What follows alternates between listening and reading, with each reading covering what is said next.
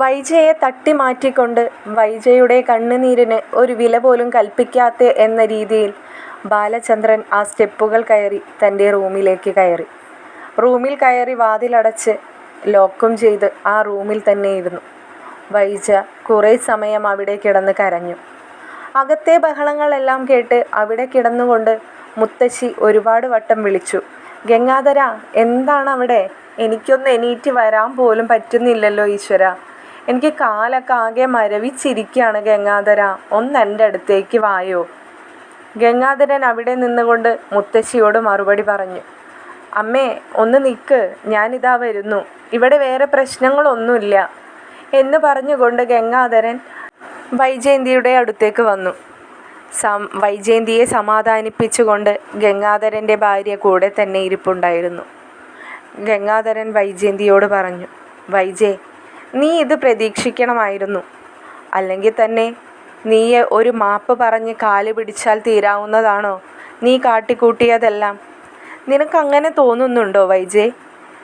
ആദ്യം നമ്മ ചെയ്ത തെറ്റുകൾ നമ്മളോട് തന്നെയാണ് ക്ഷമിക്കാൻ പറയേണ്ടത്. നമുക്ക് ക്ഷമിക്കാൻ കഴിയുന്നത് മാത്രമല്ലേ മറ്റൊരാൾക്ക് നമ്മളോട് ക്ഷമിക്കാൻ കഴിയുള്ളൂ.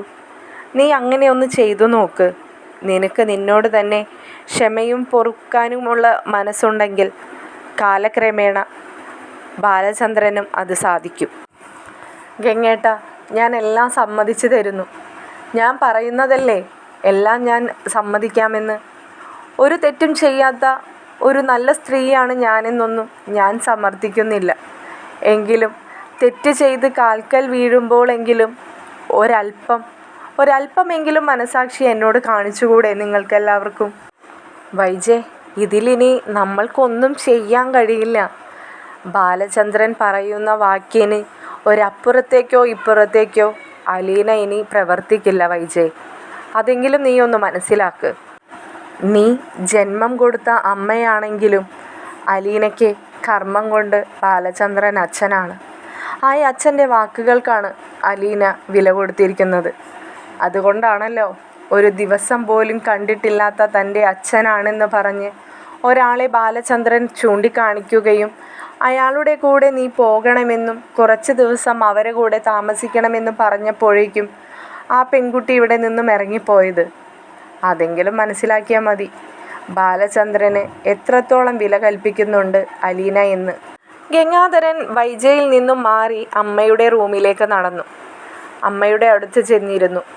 അമ്മ ചോദിച്ചു, എന്താണ് ഗംഗാധര അവിടെ ഈ നടക്കുന്നത്? ബാലചന്ദ്രൻ അവന് വയ്യാത്തതല്ലേ? എന്നിട്ടും ഇപ്പോഴും അവനെ സമാധാനം കൊടുക്കാതിരിക്കുകയാണോ? അവൻ്റെ മരണം കണ്ടിട്ടേ ഇനി അടങ്ങുള്ളോ വൈജ? നീ ഉണ്ടായിട്ട് പോലും അവളെ തടുക്കാൻ കഴിയുന്നില്ലേ നിനക്ക്? ഗംഗാധരൻ തലക്ക് കൈ കൊടുത്ത് കട്ടിലിൽ ഇരിക്കുന്നത് കണ്ട് അമ്മ വീണ്ടും ചോദിച്ചു, ഇത്രയൊക്കെ ഞാൻ പറഞ്ഞിട്ടും നിനക്ക് എന്നോടൊന്നും പറയാനില്ലേ? നീ എന്താണ് ഒന്നും മിണ്ടാതിരിക്കുന്നത്? എന്താണ് ഗംഗാധര അവിടെ ഈ നടക്കുന്നത്? ഈ വൃദ്ധയോട് അല്പമെങ്കിലും ഒരു മനസ്സാക്ഷി നിങ്ങൾ കാണിക്കണം. ഒരുപാട് കാര്യങ്ങൾ നിങ്ങൾ എന്നിൽ നിന്നും മറച്ചു വയ്ക്കുന്നുണ്ടെന്ന് എനിക്കറിയാം. അറിയാഞ്ഞിട്ടൊന്നുമല്ല ഞാൻ ചോദിക്കുന്നത്. എങ്കിലും എന്താണ് സംഭവിക്കുന്നത് അവിടെ? എന്നോട് എന്തെങ്കിലും ഒന്ന് പറഞ്ഞൂടെ? അമ്മയോട് ഞാൻ പറയാം. പക്ഷേ അമ്മയ്ക്കെല്ലാം കേൾക്കാനുള്ള കരുത്തുണ്ടാവുമെന്ന് എനിക്ക് തോന്നുന്നില്ല.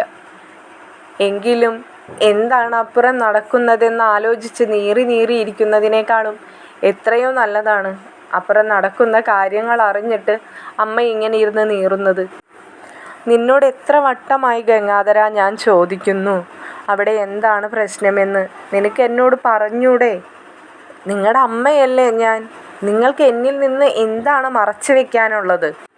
അമ്മേ, വേറെ ഒന്നുമല്ല. അമ്മയോട് ഞാനൊരു കാര്യം ചോദിച്ചോട്ടെ? അമ്മ ഞങ്ങളിൽ നിന്ന് എന്തെങ്കിലും മറച്ചു വെച്ചിട്ടുണ്ടോ? അച്ഛൻ പറയരുത് എന്ന് പറഞ്ഞ് അമ്മയോട് എന്തെങ്കിലും സ്വകാര്യമായി പറഞ്ഞു വെച്ചിട്ടുണ്ടോ? ഇപ്പോഴെങ്ങുമല്ല, ഒരു 10-23 വർഷങ്ങൾക്ക് മുൻപ്. അച്ഛനല്ലെങ്കിൽ പിന്നെ കുഞ്ഞിരാമൻ, അമ്മയുടെ ആങ്ങള, അദ്ദേഹം എന്തെങ്കിലും പറഞ്ഞേൽപ്പിച്ചിട്ടുണ്ടായിരുന്നോ അമ്മയോട്? നീ എന്തൊക്കെയാണ് ഈ ഗംഗാധര നീ എന്നോട് ഈ ചോദിക്കുന്നത്? അച്ഛനും കുഞ്ഞിരാമൻ മാമനും പലപ്പോഴായിട്ട് പല കാര്യങ്ങൾ എന്നോട് പറഞ്ഞിട്ടുണ്ടാകാം. പക്ഷേ നീ ഇപ്പം എന്തൊക്കെയാണ് ഈ പറയുന്നതെന്നാണ് എനിക്ക് മനസ്സിലാവാത്തത്. അമ്മേ, ഞാൻ അതൊന്നുമല്ല ചോദിക്കുന്നത്. ഒരിക്കലും ഞങ്ങളാരും അറിയരുത് എന്ന് പറഞ്ഞ അമ്മയോട് അച്ഛൻ എന്തെങ്കിലും പറഞ്ഞേൽപ്പിച്ചിട്ടുണ്ടോ എന്നാണ് ഞാൻ ചോദിക്കുന്നത്. ഇല്ല മോനെ, ഇല്ലടാ. എന്നോടാരും ഇതുവരെ അങ്ങനെ ഒരു കാര്യം, അങ്ങനെ പുറത്ത് പറയാൻ പാടില്ലാത്തതായിട്ടുള്ളൊരു രഹസ്യമൊന്നും അച്ഛൻ എന്നോട് പറഞ്ഞിട്ടുമില്ല. അച്ഛൻ അങ്ങനത്തെ ഒരു രഹസ്യങ്ങൾ നമ്മളറിയാത്തതായിട്ടൊന്നുമില്ല. നീ എന്തൊക്കെയായി ചോദിക്കുന്നത്? അമ്മേ, അങ്ങനെ കുറച്ച് കാര്യങ്ങളാണ് ഇപ്പം ഇവിടെ ഈ നടന്നുകൊണ്ടിരിക്കുന്നത്. അതിപ്പോൾ അമ്മ മാത്രമാണ് അതറിയാത്തതായിട്ടുള്ളൂ. ഇവിടെ ഇപ്പോൾ വൈജയും അറിയാത്തതായിട്ടുണ്ടായിരുന്നു. ഇപ്പോൾ ദാ വൈജയും അറിഞ്ഞിരിക്കുന്നു. ഇനി അമ്മ കൂടിയേ ഉള്ളൂ. ഗംഗാധര, നീയേ ഇപ്പം ഈ അറിയാത്തതായിട്ട് എന്ന് പറഞ്ഞപ്പോഴാണ് ഒരു കാര്യം എനിക്ക് ഓർമ്മ വന്നത്. അച്ഛൻ മരിക്കുന്നതിനെ കുറച്ച് നാളുകൾക്ക് മുമ്പായി എന്നോട് പറഞ്ഞിരുന്നു, നമ്മുടെ സ്വത്ത് ഭാഗം വെച്ചിരിക്കുന്ന മുദ്രപത്രം വായിക്കുമ്പോൾ നിങ്ങളെല്ലാവരും ഒന്ന് ഞെട്ടുമെന്നും അത് എൻ്റെ ഇഷ്ടപ്രകാരം ചെയ്തതാണെന്നും അത് നിങ്ങളെല്ലാവരും അംഗീകരിച്ചേ കഴിയൂ എന്നൊക്കെ. ഞാനതൊന്നും അത്ര കാര്യമാക്കിയൊന്നും എടുത്തില്ല. ആർക്കെങ്കിലും കുറച്ച് കൂടുതലോ കുറവോ ഒക്കെ അച്ഛൻ എഴുതി വെച്ചിട്ടുണ്ടായിരിക്കും. അതൊക്കെ നിങ്ങളെല്ലാവരെ കൊണ്ട് സമ്മതിപ്പിക്കണം എന്ന് മാത്രമായിരിക്കുമെന്നാണ് ഞാൻ കരുതിയത്. ഇപ്പോഴും അങ്ങനെ തന്നെയാണ് കരുതുന്നത്. പക്ഷെ നീ ഇത് പറഞ്ഞപ്പോൾ എനിക്ക് അങ്ങനെ ഒരു സംശയം, അതുകൊണ്ട് പറഞ്ഞു എന്ന് മാത്രം. ഗംഗാധരൻ അമ്മ ആ പറഞ്ഞതിൽ എന്തോ ഉണ്ടല്ലോ എന്ന രീതിയിൽ ഒന്ന് പെട്ടെന്നിങ്ങനെ ചിന്തിച്ച് നിൽക്കുകയാണ്. വീണ്ടും അമ്മയുടെ ചോദ്യം വന്നത്, അല്ല ഗംഗാധര, ഞാനും വൈജയും അറിയാത്തതായി എന്ത് രഹസ്യമാണ് ഇവിടെ നടന്നുകൊണ്ടിരിക്കുന്നത്? അമ്മയോട് ഞാനൊരു കാര്യം ചോദിക്കട്ടെ? അമ്മയ്ക്ക് അലീന ആരാണ്? അമ്മ അവളെ എങ്ങനെയാണ് കണ്ടിരുന്നത്? അമ്മയെ ശുശ്രൂഷിക്കുന്ന, അമ്മക്ക് നേരാനേരത്തിന് ഭക്ഷണങ്ങൾ തരുന്ന ഒരു ഹോം നേഴ്സ്, അത് മാത്രമായിരുന്നോ അമ്മയ്ക്ക് അലീന? എൻ്റെ മോനെ, നീ എന്ത് വർത്താനാടാ ഈ പറയുന്നത്? എനിക്ക് അവള് ഒരു മകളെ പോലെ തന്നെയാണ്. എൻ്റെ അരികിലേക്ക് ആരെങ്കിലും വരികയോ എൻ്റെ കാര്യങ്ങൾ ചെയ്തു തരികയോ ചെയ്യാതിരുന്ന സമയത്ത് എൻ്റെ അരികിലേക്ക് വന്നവളാണ് അവൾ. ഒരു അറപ്പും വെറുപ്പുമില്ലാതെ എന്നെ ഇതുപോലെ ആക്കിയെടുത്തത് അവളാണ്. അവളെ ഞാൻ പലവട്ടം മനുവിനോട് ഞാൻ പറഞ്ഞിട്ടുണ്ട്, അവൾ എൻ്റെ പേരക്കുട്ടിയായിരുന്നെങ്കിൽ നിന്നെക്കൊണ്ട് ഞാൻ വിവാഹം കഴിപ്പിച്ചേനെ എന്ന്. അലീനയുടെ മകളായിരുന്നുവെങ്കിൽ എന്ന് തന്നെയാണ് ഞാൻ അന്ന് അവനോട് പറഞ്ഞത്. എങ്കിൽ മാത്രമല്ലേ മനുവിന് വിവാഹം കഴിക്കാൻ പറ്റുള്ളൂ. അപ്പോൾ മനുവും ഒരു ചെറിയ സമ്മതത്തോടെ എന്ന പോലെ അവൻ എന്നോട് പുഞ്ചിരിച്ചു. പക്ഷേ വീട്ടിൽ വേലയ്ക്ക് നിൽക്കുന്ന കുട്ടിയെ തൻ്റെ പേരക്കുട്ടിക്ക് വേണ്ടി കല്യാണം ആലോചിച്ചു എന്ന് ആരെങ്കിലും അറിയണ്ടല്ലോ. ആ കമല അറിഞ്ഞാൽ പിന്നെ എൻ്റെ ഈ ശരീരത്തിൽ തല കാണുമെന്ന് നിനക്ക് തോന്നുന്നുണ്ടോ ഗംഗാധര? എന്താ നീ ഇപ്പോൾ ഇങ്ങനെയൊക്കെ ചോദിക്കാൻ? അലീന വരുന്നുണ്ടോ? പെട്ടെന്ന് വരുന്നാണ് മനു എന്നോട് പറഞ്ഞത്. അവളിവിടെ വന്നിട്ട് വേണം എനിക്ക് അവളോട് കുറച്ച് കാര്യങ്ങൾ ചോദിക്കാൻ. ഒരു വാക്ക് എന്നോട് മിണ്ടാതെയാണ് അവൾ അവിടെ നിന്ന് ഇറങ്ങിപ്പോയത്. പാവാണ് അമ്മ ആ കുട്ടി. അവൾക്ക് അമ്മയോട് വന്ന് സമ്മതം പറഞ്ഞ് ഇറങ്ങിപ്പോവാനുള്ള മനക്കരുത്തില്ലാഞ്ഞിട്ടായിരിക്കും പറയാതെ പോയത്. അതിലമ്മ വിഷമവും പരിഭവവും ഒന്നും വിചാരിക്കണ്ട. അല്ല മോനെ, നീ എന്താ പറഞ്ഞു വന്നത്? എന്താ അവിടുത്തെ പ്രശ്നം? അമ്മേ, അത് ഞാൻ പറയാം. നമ്മളെ വൈജ വിവാഹത്തിന് മുമ്പ് 10-23 വർഷങ്ങൾക്ക് മുമ്പ് ഒരു പെൺകുട്ടിയെ ജന്മം നൽകിയതും ആ കുഞ്ഞ് മരിച്ചുപോയ കഥയൊക്കെ അമ്മക്കറിയാവുന്നതല്ലേ? പരിസരം നോക്കാതെ പോലും ഗംഗാധരൻ എല്ലാം തുറന്നടിച്ച് ഉറക്കെ സംസാരിക്കുന്നത് കേട്ട് മുത്തശ്ശി ഒന്ന് ഞെട്ടി. മുത്തശ്ശി ഗംഗാധരൻ്റെ കൈ പിടിച്ചിട്ട്, മോനെ പതുക്കെ പറയടാ, ബാലചന്ദ്രൻ എങ്ങാനും കേട്ട് വന്നാൽ എൻ്റെ ദൈവമേ, എന്തായിരിക്കും ഇവിടുത്തെ അവസ്ഥ? ഈ വീട് തലകീഴ് അവൻ മറിച്ച് വെക്കില്ലേ? ദൈവേ, എൻ്റെ മോനെ നീ ഒന്ന് പതുക്കെ പറ. അത് ശരി, കൊള്ളാലോ അമ്മേ. അമ്മയോ അപ്പോൾ അവസരവാദി തന്നെ. കൊള്ളാം അമ്മ എന്തായാലും. മുൻപ് ഈ ബാലചന്ദ്രന് ഒരു സ്ത്രീയിൽ ഉണ്ടായ മകളാണ് അലീന എന്നറിഞ്ഞപ്പോൾ അവനെ വെട്ടണമെന്നും കൊല്ലണമെന്നും അവൻ ചതിയനാണെന്നും ഒക്കെ പറഞ്ഞ ആൾ തന്നെയല്ലേ ഈ പറയുന്നത്. അപ്പോൾ വിവാഹത്തിന് മുമ്പ് അലീനയ്ക്കൊരു ബന്ധമുണ്ടായപ്പോൾ ബാലചന്ദ്രൻ തലകീഴ് വീട് മറിച്ചു വയ്ക്കുമെന്ന് അമ്മക്ക് ഉറപ്പുണ്ട്. എങ്കിലമ്മേ, അങ്ങനെ ഒരു സത്യം അറിഞ്ഞിട്ട് ചെറിയൊരു പൊട്ടിത്തെറി മാത്രമാണ് ഇവിടെ സംഭവിച്ചത്. അതിൻ്റെ ബാക്കിയാണ് അമ്മ കുറച്ചു മുമ്പ് കേട്ട ആ ഒച്ച. അല്ലാതെ ബാലചന്ദ്രൻ വീടൊന്നും തിരിച്ചു വെച്ചിട്ടില്ല. എൻ്റെ പൊന്ന് ഗംഗാധര, നീ കുറേ നേരമായിട്ടുണ്ട് എനിക്ക് തലയ്ക്ക് സ്വൈര്യമില്ലാത്ത രീതിയിൽ എന്തൊക്കെയോ പറയുന്നു. നീ പറയുന്നതെല്ലാം കേട്ടിട്ട് എനിക്ക് എന്തെങ്കിലും വരുമെന്നാണ് ഇപ്പം എൻ്റെ പേടി. നീ എന്തൊക്കെയാണ് ഗംഗാധര ഈ പറയുന്നത്? അതെ അമ്മേ, സത്യം തന്നെയാണ് ഞാൻ ഈ പറയുന്നത്. നമ്മുടെ വൈജ 23 വർഷങ്ങൾക്ക് മുമ്പ് പ്രസവിച്ച് അച്ഛനും കുഞ്ഞിരാമൻ മാമനും കൂടി ഓർഫനേജിൽ കൊണ്ടുപോയി ആക്കിയ കുട്ടിയാണ് അലീന. മുത്തശ്ശി പെട്ടെന്ന് ഇതെല്ലാം കേട്ട പാടെ ഒരു ഞെട്ടലോടുകൂടി തൻ്റെ കൈയെടുത്ത് തലയിൽ വെച്ചിട്ട്, എൻ്റെ ദൈവമേ, ഞാൻ എന്തൊക്കെയാണ് ഈ കേൾക്കുന്നത്? ഇനി ഇവിടെ എന്തൊക്കെയാണ് നടക്കാൻ പോകുന്നത്? ഈശ്വര ചൈതന്യം ഈ വീട്ടിൽ ഇല്ലാതെയായിട്ട് ഒരുപാട് നാളായല്ലോ ഭഗവാനെ എന്നെല്ലാം പറഞ്ഞ് കരയാൻ തുടങ്ങി. മുത്തശ്ശിയോട് ഗംഗേട്ടൻ, അമ്മ ഒന്നും മിണ്ടാതിരിക്കേ, അമ്മ ഞാൻ പറയുന്നത് വല്ലതും കേൾക്കുന്നുണ്ടോ? ഇനി എന്തെന്നാണ് ഗംഗാധര ഞാൻ കേൾക്കാനുള്ളത്? ഇതിൽ കൂടുതൽ എനിക്കിനി ഒന്നും താങ്ങാൻ വയ്യ. മോനെ, അല്ലെങ്കിൽ തന്നെ ഇതൊക്കെ എങ്ങനെ ശരിയാവുമെന്നാണ് ഈ പറയുന്നത്? 23 വർഷങ്ങൾക്ക് മുമ്പ് ആ കുഞ്ഞ് മരിച്ചു പോയിന്നല്ലേ നമ്മളോട് അച്ഛനും മാമനും ഒക്കെ വന്ന് പറഞ്ഞത്. അതിനപ്പുറത്തേക്ക് എന്താണ് ഈ കേൾക്കുന്നത്? ഇതൊക്കെ ഉള്ളത് തന്നെയാണോ ഗംഗാധര? നീ ആലോചിച്ചിട്ടും അന്വേഷിച്ചിട്ടും തന്നെയാണോ ഈ വന്ന് പറയുന്നത്? അതെ അമ്മേ, അല്ലാതെ ഞാൻ ഇതൊക്കെ ഇങ്ങനെ വിളിച്ച് പറയാൻ എനിക്കെന്താ?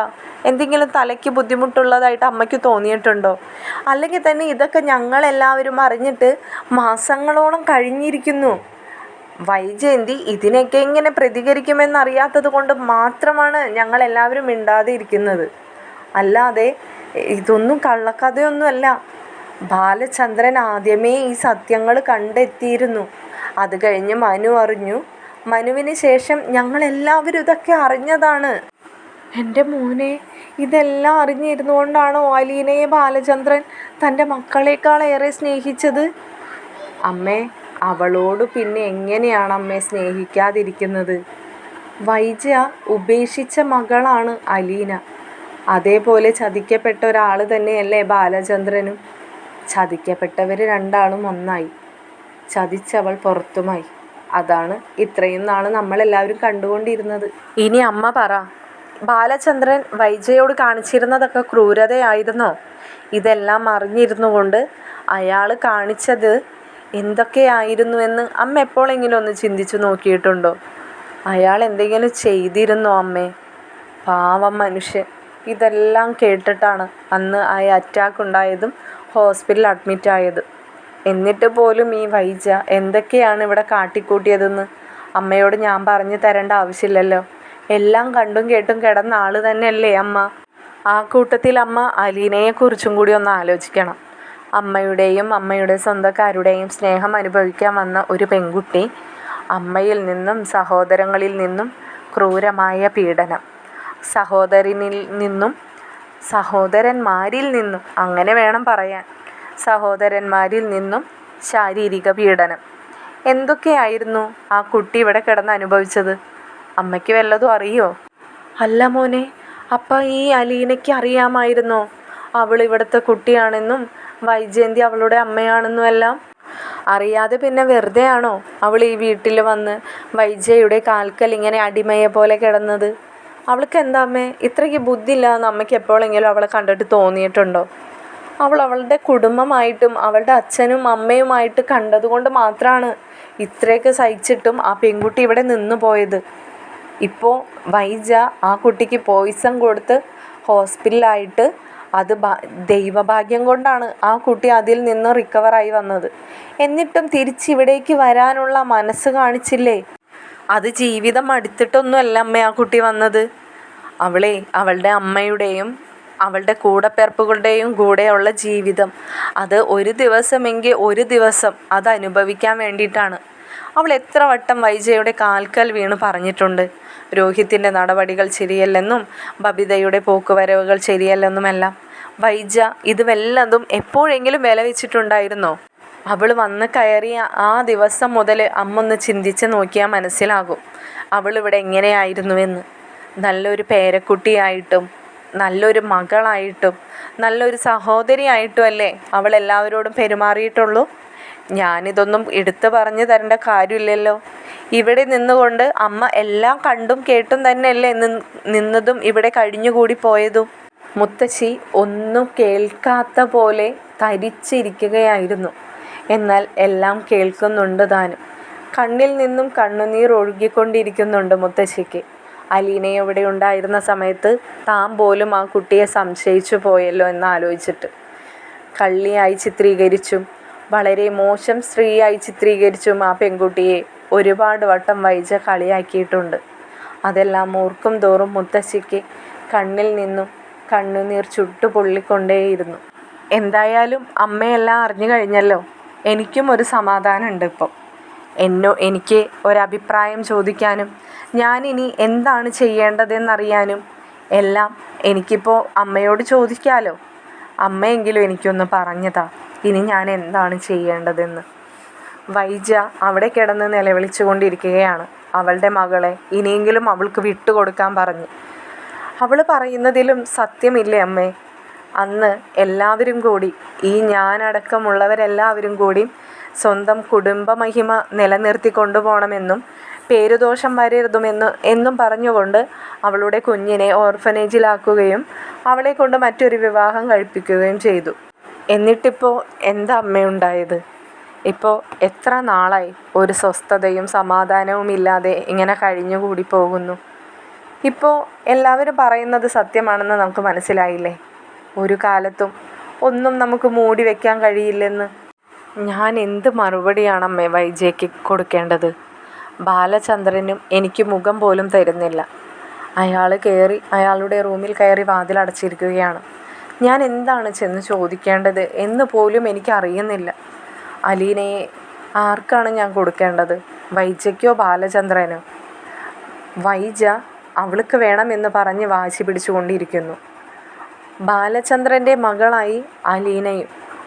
അവൾ അച്ഛൻ പറയുന്നതിനപ്പുറത്തേക്ക് ഒരു വാക്കുപോലും കേൾക്കില്ല. ജന്മം കൊണ്ട് മാത്രമാണ് വൈജയും അലീനയും അമ്മയും മകളും. എന്നാൽ കർമ്മം കൊണ്ട് ബാലചന്ദ്രൻ്റെ മകളായി മാറിയിരിക്കുന്നു അലീന. ഒന്നും അറിയണ്ടായിരുന്നു ഗംഗാധര എനിക്ക്. എല്ലാം അറിഞ്ഞു കഴിഞ്ഞപ്പോൾ എനിക്കിപ്പോൾ വല്ലാത്തൊരു പേടിയും ടെൻഷനും ഒക്കെ ആയി. ഇനിയിപ്പോൾ എന്തൊക്കെയാണ് വരാൻ പോകുന്നത്? ഇനിയിപ്പോൾ എന്ത് വരാനാണമ്മേ? വൈജ അറിഞ്ഞാൽ എന്താവുമെന്നുള്ള ടെൻഷനും മാറി. വൈജ അറിഞ്ഞു കഴിയുമ്പോൾ ബാലചന്ദ്രൻ എങ്ങനെയായിരിക്കും പ്രതികരിക്കുക എന്ന ടെൻഷനും മാറി. ബാലചന്ദ്രൻ ഒരിക്കലും അലീനയെ വൈജയ്ക്ക് വിട്ടുകൊടുക്കില്ല, അതെനിക്ക് ഉറപ്പുണ്ട്. പക്ഷെ ഞാനിത് എത്ര പറഞ്ഞാലും അവൾക്കത് മനസ്സിലാവില്ല. അതാണ് എൻ്റെ പേടി. എന്തായാലും അമ്മ കൂടി ഇപ്പോൾ എല്ലാം അറിഞ്ഞതല്ലേ. വൈജയുമായി ഞാൻ ഇവിടേക്ക് വരാം. അമ്മ കൂടി അവളോടൊന്ന് സംസാരിക്കേ. അവർ രണ്ടാളും അവിടെ ഇരുന്ന് സംസാരിക്കുകയാണ്. മുത്തശ്ശി ഗംഗാധരനോടായി പറഞ്ഞു, മോനെ നീ എന്നെ ഒന്ന് പിടിച്ച് അവരുടെ അടുത്തേക്ക് നടത്തി കൊണ്ടുപോയാൽ മതി. വൈജ എന്തായാലും ഇങ്ങോട്ട് വരില്ലല്ലോ. വൈജയുടെ റൂമിലേക്ക് നമുക്ക് അങ്ങോട്ട് പോവാം എന്ന് പറഞ്ഞുകൊണ്ട് മുത്തശ്ശി പതിയെ കട്ടിലിൽ നിന്നും പിടിച്ചെഴുന്നേൽക്കാൻ ശ്രമിച്ചു. ഗംഗാധരനും മുത്തശ്ശിയെ താങ്ങിക്കൊടുത്തു. മുത്തശ്ശിയെയും താങ്ങിക്കൊണ്ട് ഗംഗാധരൻ വൈജയുടെ റൂമിലേക്ക് എത്തി. അവിടേക്ക് എത്തുമ്പോൾ വൈജ കട്ടിലിൽ കിടന്ന് കരയുന്നു. അരികത്തായിട്ട് ഗംഗാധരൻ്റെ ഭാര്യയും ഇരിപ്പുണ്ട്. ഗംഗാധരൻ്റെ ഭാര്യ ഇവരെ കണ്ടപ്പോഴേക്കും മുത്തശ്ശിക്ക് ഇരിക്കാനായിട്ടുള്ള കസാര തൊട്ടടുത്തേക്കായി ഇട്ടുകൊടുത്തു. മുത്തശ്ശി അതിലിരുന്നു. ഗംഗാധരൻ്റെ ഭാര്യ പറയുന്നുണ്ട്, ഞാൻ എത്ര പറഞ്ഞിട്ടും ഒന്നും അങ്ങോട്ട് മനസ്സിലാവുന്നില്ല ഗംഗേട്ടാ. ഞാൻ പറഞ്ഞു മടുത്തു. മിണ്ടാതെ ഇരിക്കാമെന്ന് തോന്നി. അതായിരിക്കും നല്ലത്. അവളുടെ ആ പഴയ വാശിയിൽ തന്നെ നിൽക്കുകയാണ്. ഞാൻ എന്ത് വാശി കാണിക്കുന്നു എന്നാണ് ഏടത്തി നിങ്ങൾ ഈ പറഞ്ഞുകൊണ്ടിരിക്കുന്നത്? എനിക്ക് ഒരു വാശിയുമില്ല. നിങ്ങൾ എന്നോട് കഴിഞ്ഞ 23 വർഷങ്ങൾക്ക് മുമ്പ് ചെയ്ത ഒരു തെറ്റ് നിങ്ങളായി അത് തിരുത്തി തരണമെന്ന് മാത്രമാണ് ഞാൻ അപേക്ഷിക്കുന്നത്. അതുപോലും നിങ്ങൾക്ക് എനിക്ക് വേണ്ടി ചെയ്തു തരാൻ കഴിയില്ല എന്നാണോ നിങ്ങൾ പറയുന്നത്? ഞങ്ങൾക്ക് നിനക്ക് വേണ്ടി ചെയ്തു തരാവുന്നതിൻ്റെ പരമാവധി കാര്യങ്ങൾ നിനക്ക് വേണ്ടി ഞങ്ങൾ ചെയ്തു തരും. കാരണം ഞങ്ങളുടെ ഒരേ ഒരു സഹോദരിയാണ് നീ.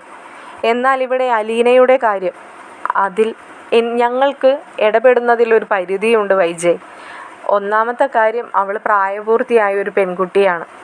രണ്ടാമത്തെ കാര്യം, നീ ജന്മം നൽകി എന്നതിൽ പരം അവൾ കർമ്മം കൊണ്ട് അവളുടെ അച്ഛനായി കാണുന്ന ആ മനുഷ്യൻ്റെ വാക്ക് മാത്രമേ അവളിനി അനുസരിക്കുള്ളൂ.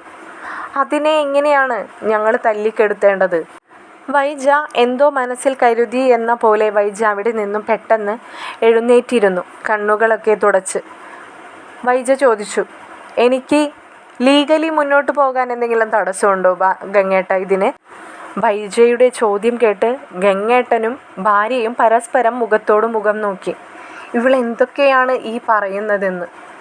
മുത്തശ്ശി ഇത് കേട്ടതും വൈജയോട് ചോദിച്ചു, ഇത്രയൊക്കെ വരുത്തി വെച്ചിട്ടും നിന്റെ ആ വാശിക്കും സാമർത്ഥ്യത്തിനും മാത്രം ഒരു കുറവില്ല അല്ലേ വൈജേ? നീ ദൈവത്തിനോടാണ് വൈജേ നന്ദി പറയേണ്ടത്. ഇത്രയൊക്കെ അറിഞ്ഞിട്ടും ആ ബാലചന്ദ്രൻ നിന്നെ ഇവിടെ വെച്ച് പൊറിപ്പിച്ചതിന്. മുത്തശ്ശിയുടെ വാക്കുകൾ കേട്ട് വൈജയും തീരെ വിട്ടുകൊടുക്കാൻ നിന്നില്ല. ആണോ? എങ്കിൽ ബാലചന്ദ്രൻ എന്നെ വെട്ടി നുറുക്കണമായിരുന്നോ? അതാണോ അമ്മ ആഗ്രഹിച്ചത്? ബാലചന്ദ്രൻ എന്നോട് അങ്ങനെ ചെയ്യുന്നുണ്ടെങ്കിൽ നിങ്ങളെല്ലാവരുമാണ് അതിന് കാരണക്കാരി. ഞാൻ നിങ്ങളോട് കാല് പിടിച്ച് പറഞ്ഞതല്ലേ എനിക്കിനി ഒരു മറ്റു വിവാഹം വേണ്ടെന്നും എനിക്കൊരു കുഞ്ഞുങ്ങളെയും ഇനി വേണ്ടെന്നും. നിങ്ങളാരും കേട്ടില്ല. എന്നിട്ടിപ്പോൾ എന്നെ മാത്രം കുറ്റക്കാരിയാക്കി വന്നിരിക്കുന്നു.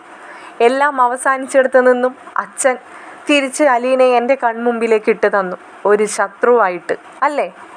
എന്നിട്ടും എന്നെ വെട്ടി നുറുക്കണമെന്ന് നിങ്ങൾ ആഗ്രഹിക്കുന്നു. കൊള്ളാം, എല്ലാം കൊള്ളാം. എന്നിട്ട് ഞാൻ എന്തെങ്കിലും പറയുന്നത് മാത്രം കുറ്റം. അച്ഛൻ അവരുടെ അവസാനിപ്പിച്ചതല്ലേ അമ്മേ എല്ലാ ബന്ധങ്ങളും, എന്നെയും എൻ്റെ മകളെയും. പിന്നെ എന്തിനാ അച്ഛൻ അത് തോണ്ടി ഇവിടെ കൊണ്ടുവന്നിട്ടു? അതുകൂടി എനിക്കൊന്ന് പറഞ്ഞു തരുമോ? എനിക്കറിയാൻ വയ്യാത്ത ഒരുപാട് ചോദ്യങ്ങൾ എൻ്റെ മനസ്സിൽ ഇപ്പോഴും കിടക്കുന്നുണ്ട്. അതിനെല്ലാം ഉത്തരം അമ്മയ്ക്ക് തരാൻ കഴിയുമോ? തരാൻ കഴിയില്ലെങ്കിൽ എന്നെ കുറ്റപ്പെടുത്താൻ മാത്രമായിട്ട് അമ്മ ഇനി ശബ്ദിക്കരുത്. ഞാനൊരമ്മ തന്നെയാണ്. മറ്റു 3 മക്കളെ പോലെ തന്നെ ഞാൻ മുലയൂട്ടിയില്ല എന്ന് മാത്രമേ ഉള്ളൂ. ഞാൻ ജന്മം കൊടുത്തവളാണ് അലീന. അവളെ എനിക്കൊന്ന് കാണണം. അവൾക്ക് അമ്മയായിട്ട് എന്നെ വേണമോ എന്ന് എനിക്കൊന്ന് ചോദിക്കണം. ബാക്കി അവൾ പറയുന്ന മറുപടി അനുസരിച്ചാണ് ഇനി ബാക്കി എൻ്റെ ജീവിതം. ബാലചന്ദ്രനെയും എനിക്കൊന്ന് കാണണം ഗംഗേട്ട. ബാലചന്ദ്രനോട് എനിക്കൊന്ന് ചോദിക്കണം. ഒരു കെട്ടുതാലിയുടെ ബലം മാത്രമല്ലേ ഞാനും അയാളും തമ്മിലുള്ളൂ. ആ ബലം ഞാൻ അങ്ങ് പൊട്ടിച്ചെറിഞ്ഞാൽ തീരാവുന്നതേ ഉള്ളൂ. എന്നാൽ ഞാൻ പ്രസവിച്ച എൻ്റെ മകളെ എന്തർത്ഥത്തിലാണ് അയാളിങ്ങനെ എന്നിൽ നിന്നും മാറ്റി നിർത്തിയിരിക്കുന്നതെന്ന് എനിക്കൊന്ന് ചോദിച്ചേ പറ്റൂ. ഇത് പറഞ്ഞുകൊണ്ട് വൈജയന്തി തൻ്റെ റൂമിൻ്റെ വാതിൽ തുറന്ന് പുറത്തേക്ക് കടക്കാൻ ശ്രമിച്ചതും ഗംഗേട്ടൻ അവളെ വലിച്ച് അകത്തെ റൂമിലേക്ക് തന്നെ ഇട്ടിട്ട് മുഖത്തേക്ക് ഒരടിയും കൊടുത്തു. ഗംഗേട്ടൻ പറഞ്ഞു, ഈ അടി ഞാൻ പണ്ടേ അടിക്കേണ്ടതായിരുന്നു വൈജയ്. നീ ഒരു പെങ്ങൾ, നീ ഒരു സഹോദരി മാത്രമല്ലേ ഉള്ളൂ എന്ന് കരുതിയാണ് ഈ കണ്ട കാലവും നിനക്ക് വേണ്ടി ഓരോ കാര്യങ്ങളും ഞങ്ങൾ ചെയ്തു വെച്ചത്. നിന്നെ എൻ്റെ അരികത്ത് കൊണ്ടുപോയിട്ട് നല്ല രീതിയിൽ നോക്കാൻ കഴിഞ്ഞില്ലല്ലോ എന്ന കുറ്റബോധവും ഈ നിമിഷം വരെയും ഞാൻ സഹിച്ചുകൊണ്ട് തന്നെയാണ് നിൻ്റെ മുമ്പിൽ വന്ന് നിന്ന് പോയിട്ടുള്ളത്.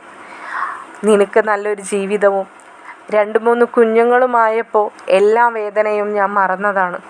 നീ ഇപ്പോൾ ഈ പറഞ്ഞ പോലെ അച്ഛൻ എല്ലാം ഒതുക്കി തീർത്തിട്ടും വീണ്ടും അച്ഛൻ അത് തോണ്ടി പുറത്തിട്ടിട്ടാണ് അച്ഛനും യാത്രയായത്.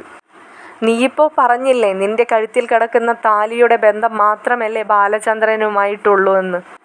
എങ്കിൽ അയാളിൽ നിനക്കുണ്ടായ 3 മക്കൾ, അവരെ നിനക്ക് വേണ്ടെന്നാണോ വൈജയ് നീ ഈ പറയുന്നത്?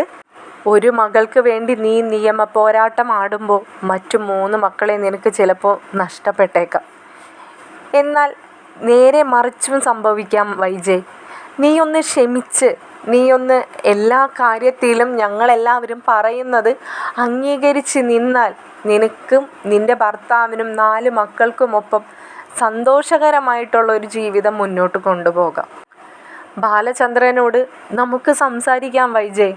അലീനയെ തിരിച്ചു കൊണ്ടുവരാൻ നിങ്ങൾ ഈ വീട്ടിൽ എങ്ങനെയാണോ കഴിഞ്ഞത് അതിലും സന്തോഷമായിട്ട് മുന്നോട്ട് കൊണ്ടുപോകാൻ ഞാൻ സംസാരിച്ചു നോക്കാം. നീയൊന്ന് സമാധാനപ്പെട്. നീ എന്തിനാണ് ഇങ്ങനെ കിടന്ന് ചാടിക്കൊണ്ടിരിക്കുന്നത്? നിനക്കൊരു സമാധാനം എന്ന് പറയുന്നത് ഒരു കാര്യത്തിലും ഇല്ലാതെ ആയോ വൈജയ്? ഇത്രയൊക്കെ ഗംഗേട്ടൻ സംസാരിച്ചപ്പോഴേക്കും തന്നിലെ തീ അല്പമെങ്കിലും ഒന്ന് അണഞ്ഞ പോലെ വൈജയ്ക്ക് തോന്നി. വൈജ ആ തീ അണച്ചുകൊണ്ട് ഗംഗേട്ടൻ്റെ നെഞ്ചിലേക്ക് ചാഞ്ഞു. ഗംഗേട്ട, എന്നോട് ക്ഷമിക്കണം. എനിക്ക് മാപ്പ് തരണം. ഞാനൊന്നും അറിഞ്ഞുകൊണ്ട് പറയുന്നതല്ല. എങ്ങനെയാണ് ഇതിനൊക്കെ പ്രതികരിക്കേണ്ടതെന്ന് എനിക്ക് മനസ്സിലാവുന്നില്ല ഗംഗേട്ടാ. ഞാൻ ആരോടൊക്കെയാണ് തെറ്റ് ചെയ്തിരിക്കുന്നത്? ഞാനിനി എങ്ങനെയൊക്കെയാണ് ഇതിന് പ്രായശ്ചിത്തം ചെയ്യേണ്ടത്? എനിക്കൊന്ന് പറഞ്ഞു തരുമോ? എനിക്കൊന്ന് മനസ്സമാധാനമായിട്ട് ഉറങ്ങണമെങ്കിൽ എനിക്ക് അലീനയെ ഒന്ന് കാണണം ഗംഗേട്ടാ. എന്നെ അവളുടെ അടുത്തേക്ക് ഒന്ന് കൊണ്ടുപോകൂ. ഗംഗേട്ടൻ്റെ കാല് ഞാൻ പിടിക്കാം. വൈജയ്, നീ വിചാരിക്കുന്നത് പോലെ ഒന്നും അത്ര എളുപ്പമല്ല. അതിനും നമുക്ക് ബാലചന്ദ്രൻ്റെ സമ്മതം വേണം. ഞാൻ ബാലചന്ദ്രനോട് സംസാരിക്കട്ടെ, എന്നിട്ട് നിന്നോട് പറയാം. അല്ലാതെ നമ്മൾ വിളിക്കുന്നിടത്തേക്ക് അലീന വരുന്നത് നിനക്ക് തോന്നുന്നുണ്ടോ വൈജയ്? ഒരിക്കലുമില്ല. അവളുടെ അച്ഛൻ പറയുന്നതിൽ വിട്ട് ഒന്നും തന്നെ ചെയ്യില്ല. ബാലചന്ദ്രൻ ഇപ്പോൾ എല്ലാം വിളിച്ച് അലീനയോട് പറഞ്ഞിരിക്കും. അവർ തമ്മിലുള്ള ബന്ധം അങ്ങനെയാണ് വൈജയ്. അത് നീ പ്രതീക്ഷിക്കുന്നതിൽ അപ്പുറത്തേക്കാണ്. അവരുടെ ആ ബന്ധത്തെ പോലും നീ പലപ്പോഴായി തെറ്റിദ്ധരിച്ചതല്ലേ? ഇപ്പോൾ നിനക്ക് മനസ്സിലായില്ലേ വൈജയ്? പെറ്റമ്മയുടെ സ്ഥാനത്തേക്കാൾ വലുതാണ് ആ മനുഷ്യൻ അവളിൽ ഉണ്ടാക്കിയെടുത്തിരിക്കുന്നതെന്ന്. വൈജ മുഖം പൊത്തി ഒരുപാട് സമയം കരഞ്ഞു. വൈജയുടെ ആ സങ്കടം കണ്ട് അമ്മയ്ക്കും ഏടത്തിക്കുമെല്ലാം വല്ലാത്ത വിഷമം തോന്നി. ഏടത്തി വൈജയെ സമാധാനിപ്പിച്ചുകൊണ്ടിരുന്നു. നമുക്കെന്തെങ്കിലും വഴി കാണാം വൈജയ്, നീ ഇങ്ങനെ സങ്കടപ്പെടാതിരിക്കെ. ഞാൻ ബാലചന്ദ്രനെ ഒന്ന് പോയി കണ്ട് സംസാരിച്ച് നോക്കട്ടെ, എന്താണ് അയാൾ പറയാൻ പോകുന്നതെന്ന്. അയാൾ പറയുന്നതിനപ്പുറത്തേക്ക് നമുക്കൊന്നും ചെയ്യാൻ കഴിയില്ല. അലീനയെ ഇങ്ങോട്ട് തിരിച്ചു കൊണ്ടുവരണമെന്നോ അല്ലെങ്കിൽ നമുക്കൊന്ന് അലീനയെ പോയി കാണണമെങ്കിൽ പോലും അയാളുടെ സമ്മതം വേണം. ഇനി അയാൾ എന്തൊക്കെയാണ് തീരുമാനിച്ചു വെച്ചിരിക്കുന്നതെന്ന് എനിക്കോ നിനക്കോ ചിന്തിക്കാൻ കഴിയുന്നതിന് അപ്പുറത്തേക്കായിരിക്കും. ഈ വീഡിയോയുടെ ബാക്കിയുള്ള വീഡിയോയുമായി ഉടൻ തന്നെ വരുന്നതാണ്. ചാനൽ സബ്സ്ക്രൈബ് ചെയ്യാനും വീഡിയോസ് ലൈക്ക് ചെയ്യാനും അഭിപ്രായങ്ങൾ കമൻറ്റിൽ അറിയിക്കാനും മറക്കരുതേ.